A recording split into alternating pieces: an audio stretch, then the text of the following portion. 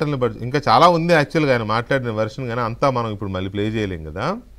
ఆయన మాట్లాడిన దాంట్లో ఏంటంటే ఈ 2000 కోట్ల రూపాయలను లేకపోతే ఈ టీడీఆర్స్ ఇదంతా కూడా కొట్టేయాలని ఆమె చూసింది, మేము పడనివ్వలేదు కాబట్టి టీడీపీ వాళ్ళతో కుమ్మక్కయ్యి మా మీద ఆరోపణలు ఇది కదా ఆయన అంటున్నది.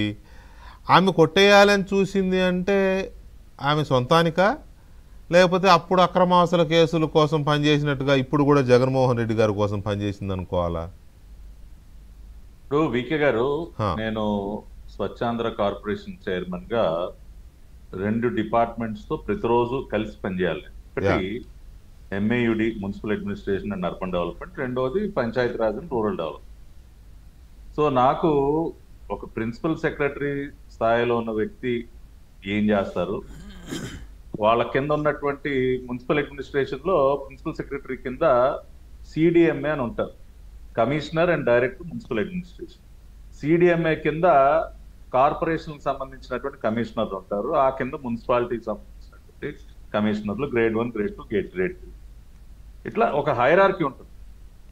ఇవాళ తిరుపతి ఫర్ ఎగ్జాంపుల్ తీసుకుందాం. తిరుపతి పట్టణంలో దాదాపుగా 4000 కోట్ల రూపాయలు విలువైన టీడీఆర్ బాండ్ స్కామ్ జరిగింది. ఆధారాలతో సహా మేము ప్రూవ్ చేశాం. ఇందాక పెద్దలు చెప్పినట్టు 2,85,000 గజాలు అగ్రికల్చర్ అండ్ రెసిడెన్షియల్ భూమిని కమర్షియల్ గా చూపించి, కమర్షియల్ గా దేనికి చూపించారంటే, కమర్షియల్ అయితే కాంపన్సేషన్ 4 రెట్లు పెరుగుతుంది.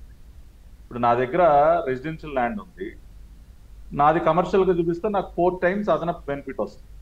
ఆ రకంగా రెసిడెన్షియల్ అండ్ అగ్రికల్చర్ ల్యాండ్ ని కమర్షియల్ గా చూపించి భారీ ఎత్తున లబ్ధి పొందారు భూమన కరుణాకర్ రెడ్డి, అభినయ్ రెడ్డి వాళ్ళ ముఠా సభ్యులు.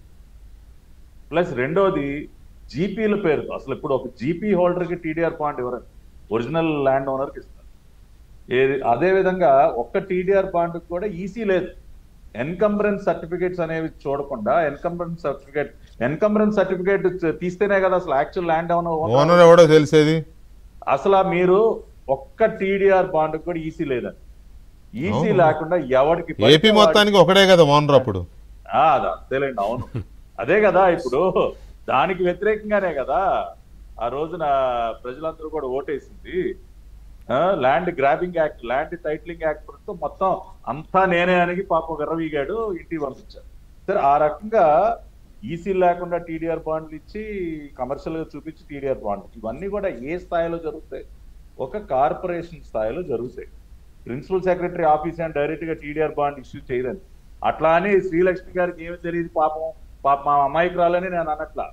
ప్రాథమికంగా జరిగేది కార్పొరేషన్ స్థాయిలో, ఒక మున్సిపల్ కార్పొరేషన్ స్థాయిలో అక్కడ కమిషనరు, ఆ కింద అధికారులు, అక్కడ మేయరు, డిప్యూటీ మేయరు, వీళ్ళ కౌన్సిల్, ఈ వ్యవహారం ఇది ఆ లెవెల్లో జరిగేది.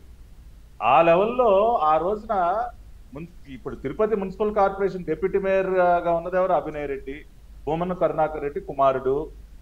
మేయర్ ని డమ్మీ చేసి మొత్తం వాళ్లే నడిపించారు. అప్పుడు అధికారుల పరిస్థితి ఏంటో కూడా మనకు తెలుసు. ఆఖరికి ఆ ఓటర్ విషయంలో కూడా ఐడీలు కూడా లాగేసుకుని, ఓటర్ ఎన్రోల్మెంట్ సంబంధించి ఈఆర్ఓ ఐడీలు కూడా లాగేసుకుని ఫేక్ ఓటర్ ఐడీలు కూడా రిజిస్టర్ చేసినటువంటి గనులు వీళ్ళు. ఆ రకంగా మొత్తం కథ నడిపించింది భూమన కరుణాకర్ రెడ్డి, అభినయ్ రెడ్డి. మొత్తం దోచుకున్నారు. దోచుకునే సమయంలో శ్రీలక్ష్మికి కూడా అమ్మ ఇదిగో ఈ రకంగా మేము మొత్తం మింగుతా ఉన్నాం, నీకు ఎంత పర్సంటేజ్ కావాలో నువ్వు చెప్పమ్మా, ఆ రకంగా ఏదో చేస్తాము అని మొత్తానికి ఏదో మాట్లాడుకున్నారు. తాడేపల్లి ప్యాలెస్ ఒక వాటా, ఎందుకంటే రాష్ట్ర వ్యాప్తంగా కూడా ఇది ఆ రోజున కారుమూరు నాగేశ్వరరావు ముందు ఒక దారి చూపించాడండి తణుకులో, ఈ రకంగా చేయొచ్చు అని చెప్పి. తణుకులో మీరు చూసినట్లయితే 63 కోట్ల రూపాయలు, కేవలం 63 కోట్ల రూపాయలు విలువ చేసే టీడీఆర్ బాండ్స్ ఇష్యూ చేయాల్సిన చోట